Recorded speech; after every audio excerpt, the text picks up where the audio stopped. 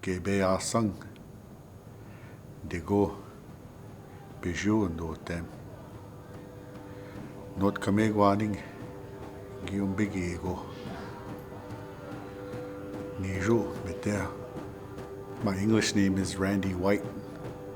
I am of the Lynx clan, and I was brought up in the community of Not Kamegwaning on the shores of Lake of the Woods.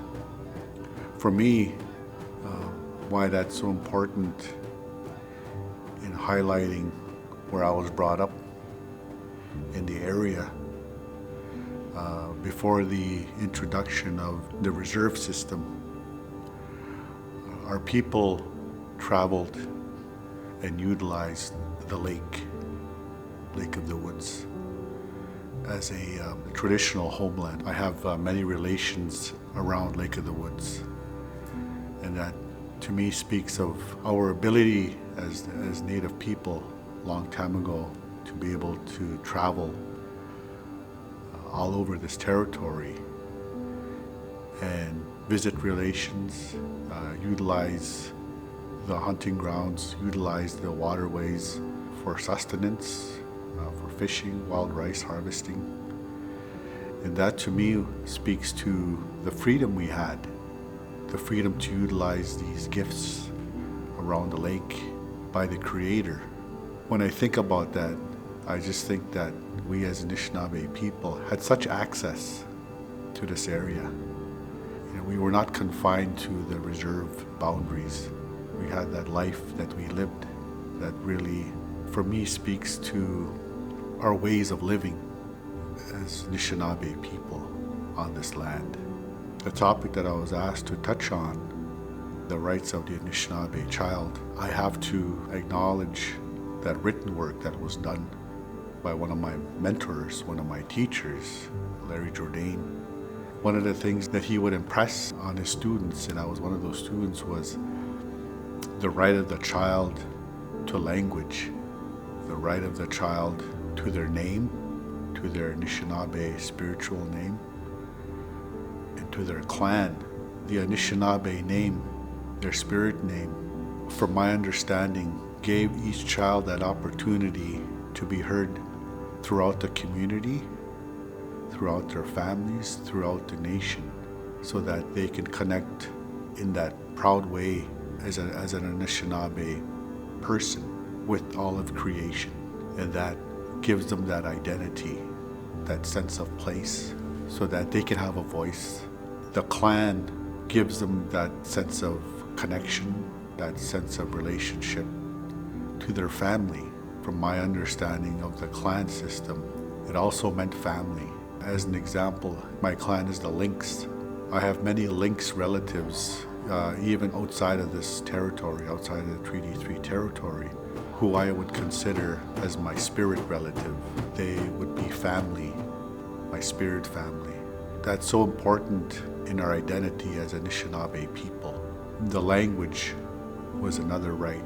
The language allowed the child to be able to have that freedom to express themselves in their own mother tongue, to be able to connect with others within the family, and also to connect in ceremony.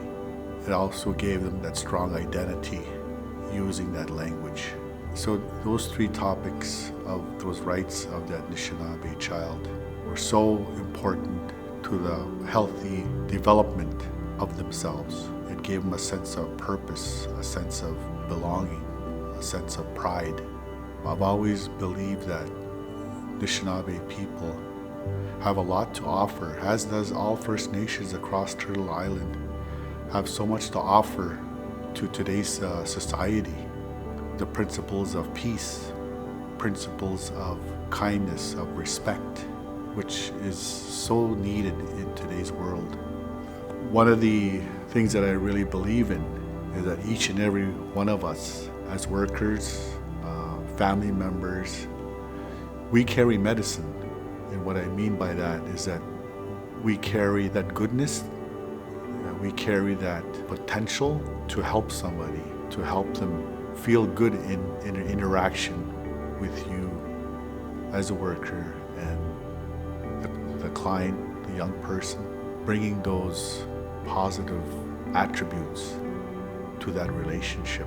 That would go a long way to be able to respect where that child is from, to be able to respect the culture that that child brings, to be able to respect those relationships with the Anishinaabe people. That's so important to bring that, what they call it in our language is that KCA, meaning that goodness in spirit, that goodness in how you conduct yourself, how you talk to people. That to me is so important. What I share comes from my own interactions and learning from the elders throughout my life thus far. And there are many teachings. The medicine wheel. I've always thought about the medicine wheel as it pertains to the person, as an example, where you have your physical, your mental, emotional, and spiritual. One of the things that I've always understood, we do have the physical part we have to work on. We also have our mental aspect we have to work on, and our emotional. But the key to having those all work together is the spiritual, is how I understand the elders. As a father, as an example, I have to make sure that my spiritual component to me, my spiritual being, is what I always attend to first. And you hear that from the elders at their ceremonies, at their gatherings. They'll always say tobacco first when you're asked to go speak, because that allows you that spiritual guidance. Another aspect is the four directions. For KCA, it's the white, the red, the yellow, and the blue. Those colors represent the four directions that support the Anishinaabe people. It's the spiritual aspect that's so important to Anishinaabe people, not only for ourselves, but also the land around us. That's part of my understanding and part of my own journey as Anishinaabe. The medicines that's been shared as well too quite often in many of our travels is the tobacco. Whenever we come to ceremony, whenever we have a gathering, whenever you go out and want to say your prayers, whenever you want to say your thanks to Creator, it's always that tobacco. Cedar is also an important part of our ceremony, an important part of our everyday living. Sage, from our Western brothers and sisters, brought to us that the sage to utilize in our cleansing ceremonies. And then the fourth one, in our community of Notkamegwan in Whitefish Bay, sweetgrass was quite plentiful right by our powwow grounds. And I remember as a kid, seeing a lot of the elders within that area picking sweetgrass, and sweetgrass being utilized quite often as part of our cleansing ceremonies as well. Miigwetch is the idea, or our principle, our teachings that were given to the Anishinaabe people. Miigwetch is meaning everything that was given to us as Anishinaabe people to live on Turtle Island. So some of those concepts within that idea could be the language, it could be the right to travel within our geographical area, within Turtle Island as an Anishinaabe person, the freedom to practice, all that was given, our ceremonies, to utilize our drums, our songs, to dance, to attend ceremony. Miigwetch is basically everything that was given to the Anishinaabe people to practice and utilize and express as Anishinaabe people. That's my idea of that word. It was given by the Creator.